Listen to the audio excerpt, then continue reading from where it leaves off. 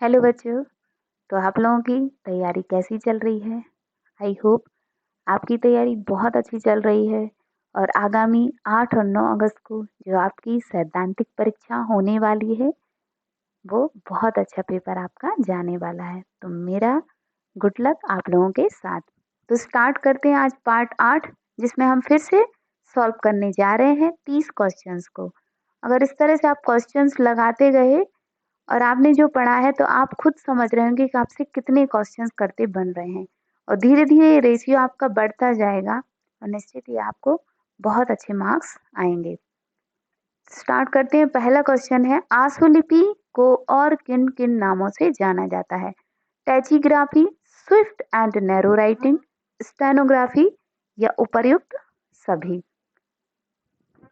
तो इसका सही आंसर है उपर्युक्त सभी। सारे ही नाम है, समय समय पर इसको इस तरह के नामों से पुकारा गया है। भारत में पिटमैन शॉर्टहैंड का विधिवत प्रशिक्षण पहली बार कब और कहाँ हुआ? तो है ना, भारत में सबसे पहले पिटमैन का जो विधिवत हुआ 1884 में मद्रास में हुआ कि 1886 में कोलकाता, 1880 में तमिलनाडु और 1889 में बंबई में? इसका सही आंसर है 1884 ईस्वी में ये मद्रास में हुआ था। नेक्स्ट है हमारा ट ड व्यंजन रेखाएं धरातल से कितने अंश का कोण बनाती हैं? तो इसको आप बहुत अच्छे से समझ में आ रहा होगा, 90 अंश का कोण ये बनाती हैं। क्योंकि हमारी जो टा की व्यंजन रेखा है, देखिए आप देखते हैं बिल्कुल ये आपकी सीधी और ये आपका हो गया धरातल, एकदम सीधा रहेगा। सॉरी, देखिए ये इस तरह से ये तो जो ये कोण आपका बनेगा ये होगा आपका 90 डिग्री। ठीक है ना?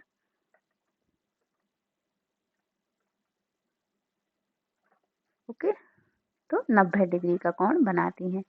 नेक्स्ट हमारा है, भाषा में बार बार प्रयोग होने वाले जिन शब्दों को छोटे छोटे चिन्हों द्वारा प्रकट किया जाता है उसे कहते हैं? डेफिनेशंस हैं जो कि आपने अपनी बुक में देखी होगी। तो जी हाँ, इसका सही आंसर है शब्द चिन्ह। शब्द चिन्ह इनको कहा जाता है। नेक्स्ट हमारा क्वेश्चन हम देखते हैं, व्यंजन रेखा को दुगना करने पर उसमें योग होता है? कर, तर, टरदार, दरकार, उपर्युक्त सभी? तो इसका सही आंसर है उपर्युक्त सभी। देखिए ये सारे ही क्वेश्चन जो है ना वो विशिष्ट प्रणाली पर आधारित हैं मुख्य रूप से, तो इसलिए कंफ्यूज मत होइएगा, थ्योरेटिकल वे में पढ़िएगा क्योंकि ऋषि प्रणाली के रूल्स थोड़े से चेंज मिलेंगे आपको, दोनों में डिफरेंस है। लेकिन जो ये आपके विशिष्ट प्रणाली पर आधारित बिल्कुल सही है, जो कि आपके सिलेबस के अकॉर्डिंग है। तो आप कंफ्यूज मत होइएगा, थ्योरेटिकल को थ्योरी की तरह पढ़िएगा। अगर कोई कंफ्यूजन है तो बिल्कुल कमेंट्स करके पूछ सकते हैं आप और मैं उसके आपको इन्फॉर्मेशन सही दे सकते हैं।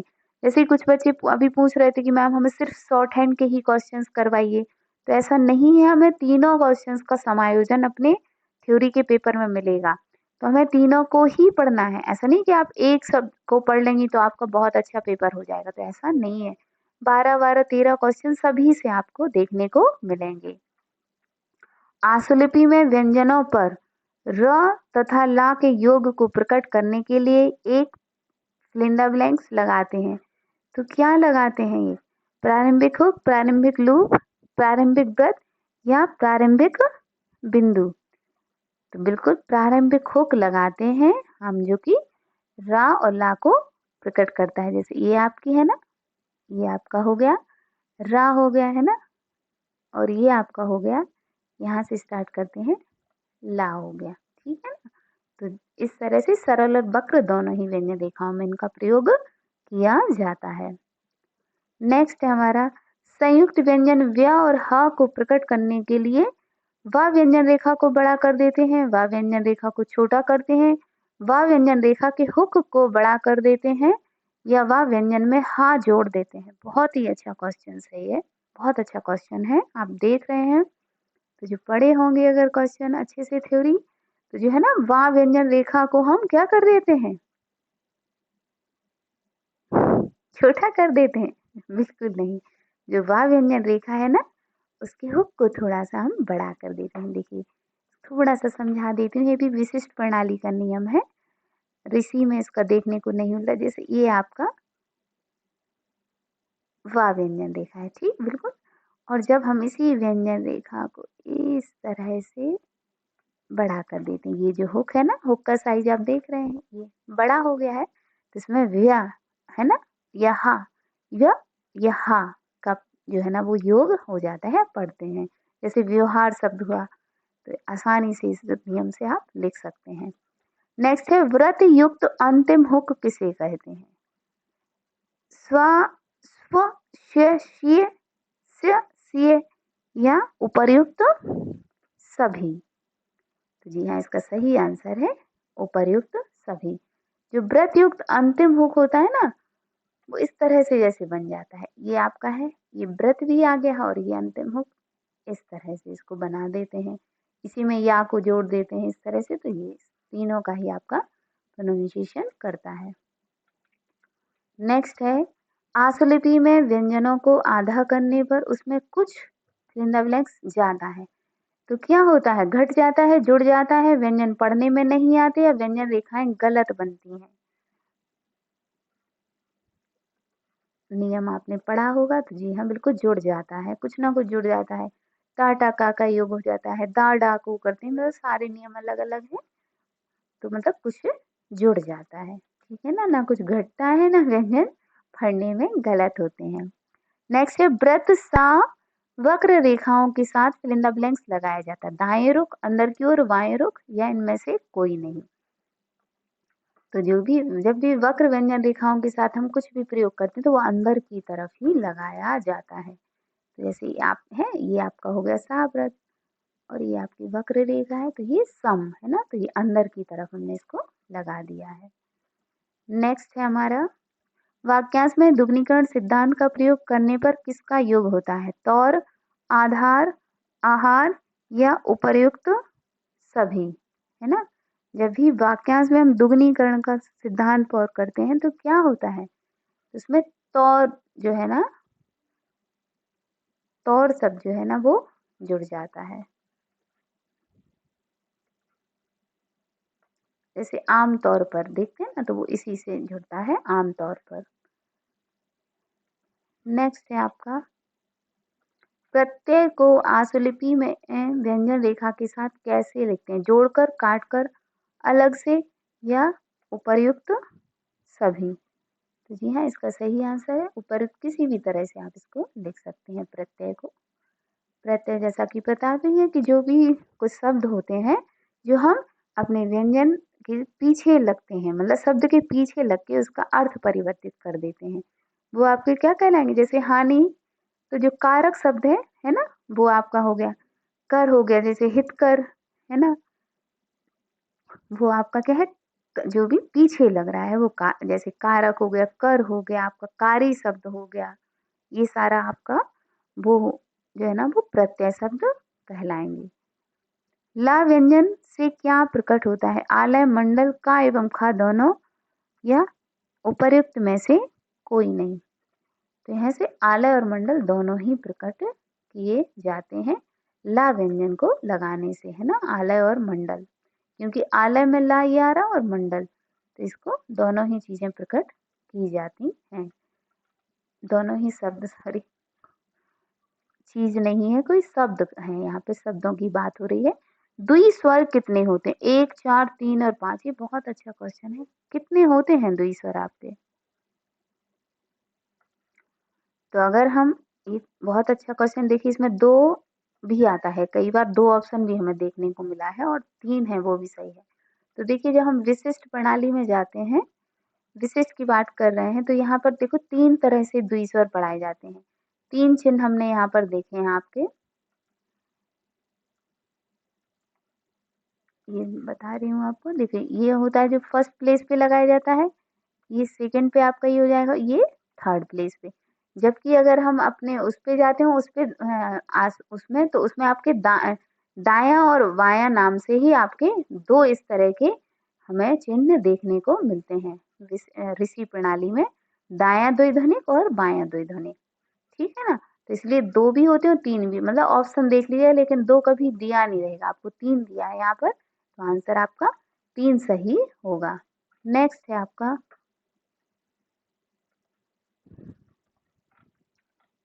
सचिव या निजी सचिव में निम्न में से क्या व्यावसायिक गुण होना आवश्यक है? अच्छी शिक्षा, भाषा ज्ञान, सचिवीय कुशलता या व्यक्तित्व, है ना। तो क्या जरूरी है? बहुत अच्छा क्वेश्चन है और आप बहुत कंफ्यूज भी हो रहे होंगे, मुझे लग रहा है आप, है ना।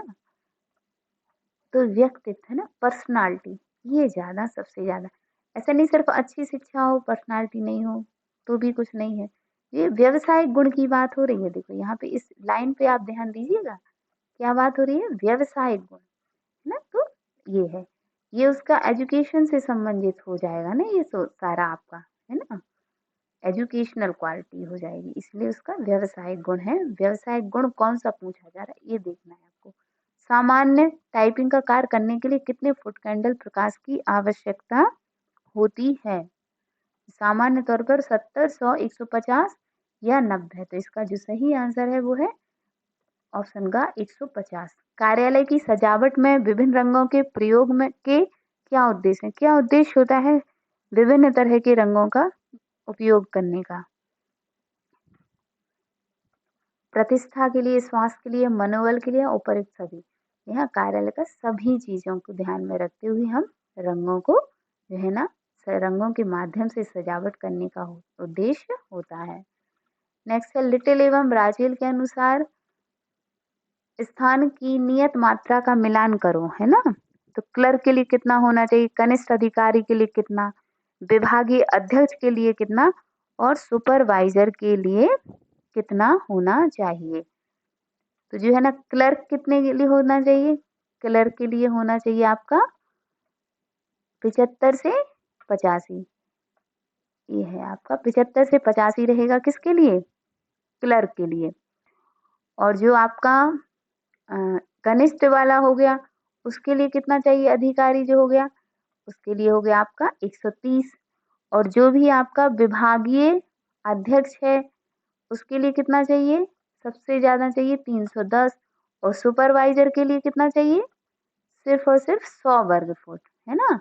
जो आपका वो है, अब इसमें देख लीजिए जो आपको ऑप्शन मिल रहा होगा वो आपका सही हो जाएगा।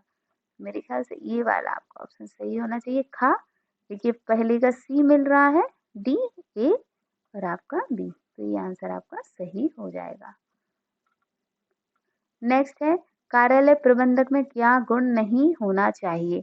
नेतृत्व का गुण, अनुभव, चालाक या उपयुक्त शिक्षा तथा प्रशिक्षण। तो क्या नहीं होना चाहिए? ये तो बहुत अच्छे से समझ में आ रहा होगा ना, चालाक नहीं होना चाहिए, इवन किसी को नहीं होना चाहिए। चालाक आप रहेंगे तो ऐसा मत सोचिए कि कोई समझ नहीं रहा है, बस वो उसका एक संस्कार होता है कि वो आपका सम्मान कर रहा है, लेकिन उसको समझ में सब आ रहा है, और किसी को ना आए बट ऊपर वाले को तो सब समझ में आ ही रहा है। नेक्स्ट क्वेश्चन है जावक डाक का अधिकांश भाग फिल इन द ब्लैंक्स होता है। वेतन बिल से संबंधित, पत्रों का उत्तर, विभाग से संबंधित या प्रेषण से संबंधित। इसका सही जो आंसर है आपका, जो भी पत्रों का उत्तर है, मतलब जो भी पत्र आते हैं उन्हीं का उत्तर भेजा जाता है, वही हमारे कार्यालय से जाएगी, या जाने वाली जो डाक है वही जावक डाक कहलाएगी। नेत्रहीनों के लिए जो साहित्य किस लिपि में लिखा जाता है? देवनागरी, ब्रेल, खरोष्ट या प्राकृत?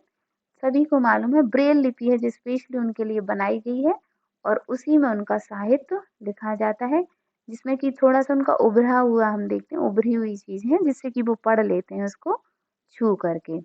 नेक्स्ट है अनुक्रमणिका को और किस नाम से जाना जाता है? पुस्तक सूची, विषय सूची, क्रमवार सूची या क्रमांक सूची? तो जो इसका सही आंसर है ना, विषय सूची है, उसको हम अनुक्रमणिका कहते हैं या दूसरे नाम से इसको जाना जाता है। इनमें से कौन सी सेकेंडरी स्टोरेज डिवाइस है? सीडी रोम, रैम का एवं खा दोनों उपयुक्त में से कोई नहीं, है ना। सेकेंडरी स्टोरेज डिवाइस की बात हो रही है, तो इसका आंसर कोई भी नहीं है। सेकेंडरी स्टोरेज डिवाइस कौन सी होती है? जो आपकी पेन ड्राइव वगैरह होती हैं वो सारी आपकी होती है सेकेंडरी स्टोरेज डिवाइस। नेक्स्ट हम देखते हैं कितने बिट मिलकर एक बाइट बनते हैं। कितने बिट से बनता है एक बाइट? ये कल भी हमने किया था, जो 4 बिट से कितना बनता है, क्या बनता है, निबल बनता है, और 8 बिट से एक बाइट बनता है। माउस को और किस नाम से जानते हैं? Pointing device, control device, rat या माइस? तो जो है माउस एक पॉइंटिंग डिवाइस के नाम से भी जानी जाती है। नेक्स्ट है वे डिवाइस जो हमारे निर्देशों या आदेशों को कंप्यूटर के मस्तिष्क तक पहुंचाते हैं, वो क्या कहलाती हैं? मेमोरी, इनपुट, आउटपुट या कंट्रोल यूनिट, है ना? जो हमारे निर्देशों को दे रही, तो हम अपने निर्देश किसके माध्यम से कंप्यूटर में भेजते हैं? तो हम इनपुट के माध्यम से भेजते हैं। इनमें से कौन सा ओएस ऑपरेटिंग सिस्टम जो है वो नहीं है? डॉस, डीओएस, एमयूएस, यूनिक्स या उपरोक्त में से कोई नहीं। तो ये है जो एमयूएस, ये हमारा ये हमारा जो है ना ऑपरेटिंग सिस्टम नहीं है। नेक्स्ट है आपका निम्नांकित में से कौन आउटपुट डिवाइस नहीं है? Touch screen, laser printer, dot matrix printer या मॉनिटर? जो आउटपुट डिवाइस की श्रेणी में नहीं आ रहा है। जो टच स्क्रीन है ये हमारी क्या है, इनपुट डिवाइस के अंतर्गत आता है, ये आउटपुट डिवाइस नहीं है। एक दस्तावेज पर टेक्स्ट को खोजने के लिए कुंजियों का सही समूह क्या है? Alt F, control T, control F, control H? तो इसका जो सही आंसर होगा वो है कंट्रोल एफ, है ना, टेक्स्ट को खोजने के लिए। निम्नलिखित में से कौन सा फॉन्ट स्टाइल नहीं है? बोल्ड, इटैलिक, रेगुलर या सुपर स्क्रिप्ट? कौन सा है जो फॉन्ट का स्टाइल नहीं है आपका?